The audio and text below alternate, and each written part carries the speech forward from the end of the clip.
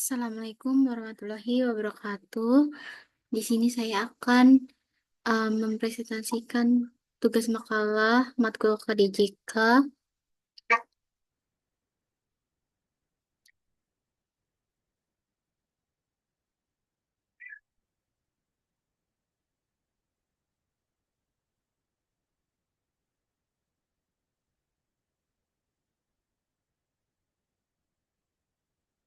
Saya Cynthia Huni Humairah dengan NIM 2301815. Di sini pendahuluannya tentang Virtual Private Network atau VPN adalah salah satu solusi penting dalam dunia keamanan jaringan saat ini. Dalam era digital yang serba terkoneksi, kebutuhan dan akan komunikasi data yang aman dan private semakin mendesak. VPN hadir sebagai teknologi yang memungkinkan pengguna untuk terhubung ke jaringan secara aman melalui jalur komunikasi yang terenkripsi, meskipun menggunakan jaringan publik seperti Wi-Fi. Yang pertama, VPN. Apa fungsi dari VPN dalam konteks keamanan jaringan? Fungsi utama dari VPN dalam konteks keamanan jaringan adalah melindungi data pengguna dengan mengenkripsi komunikasi antara perangkat pengguna dengan server tujuan.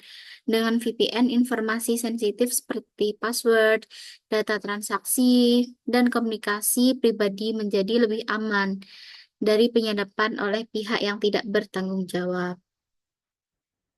Lalu,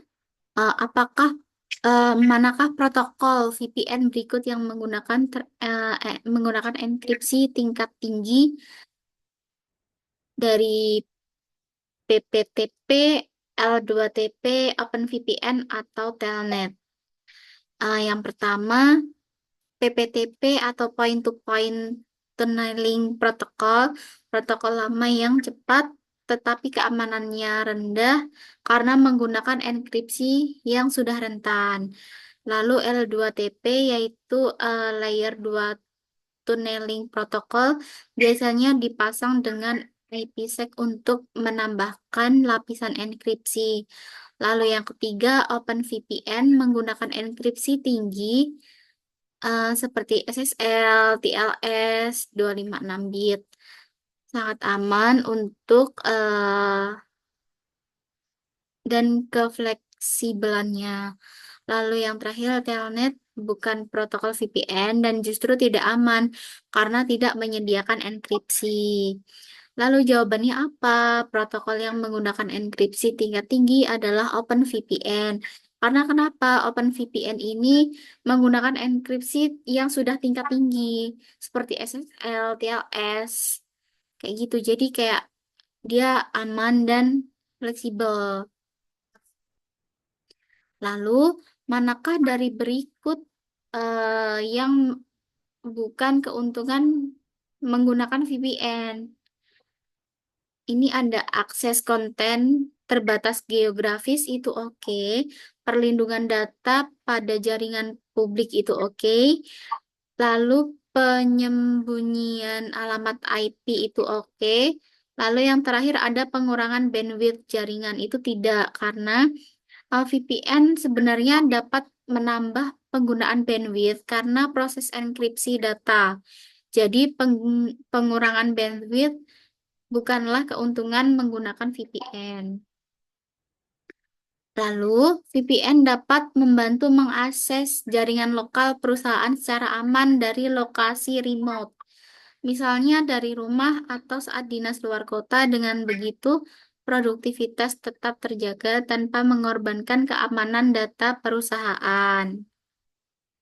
Lalu, ada menggunakan VPN akan menghilangkan risiko serangan phishing sepenuhnya.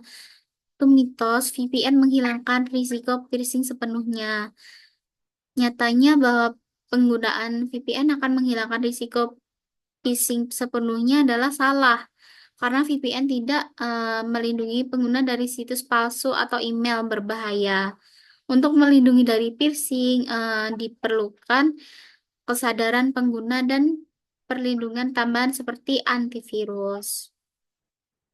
Lalu ada jelaskan bagaimana VPN bekerja untuk melindungi privasi pengguna saat mengakses internet penggunaan WiFi publik. Saat seorang menggunakan WiFi publik di bandara atau di kafe, VPN mengenkripsi semua data yang keluar dan masuk dari perangkat tersebut. Ini berarti pihak ketiga seperti hacker berada di jaringan yang sama, tidak bisa mengintip aktivitas online pengguna. Lalu di sini ada bandingkan perbedaan antara protokol OpenVPN dan PPTP dalam hal keamanan dan performa. Di sini kita lihat dari aspek keamanan, OpenVPN ini sangat aman karena sudah pakai yang tingkat tinggi, ada SSL, TLS. Lalu untuk PPTP-nya itu lemah, mudah dibobol. Lalu untuk aspek performa, OpenVPN ini stabil, tapi tidak sedikit lebih lambat karena enkripsinya berat. Untuk PPTP-nya cepat tapi tidak aman. Lalu untuk aspek kompatibilitas, itu OpenVPN multi-platform didukung luas. Untuk PPTP-nya lama, tidak lagi direkomendasikan.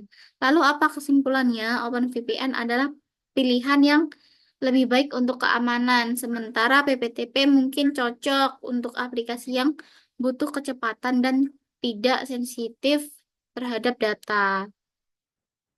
Lalu yang terakhir, langkah-langkah mengimplementasikan VPN di jaringan perusahaan. Yang pertama, mengidentifikasi kebutuhan dan jenis akses, lalu pilih protokol VPN, menyiapkan server VPN, buat sertifikat dan akun pengguna, lalu ada konfigurasi firewall, lalu distribusi konfigurasi dan monitoring pemeliharaan sistem VPN. Jadi segitu saja em, tugas makalah KDJK kali ini. Saya akhiri. Wassalamualaikum warahmatullahi wabarakatuh.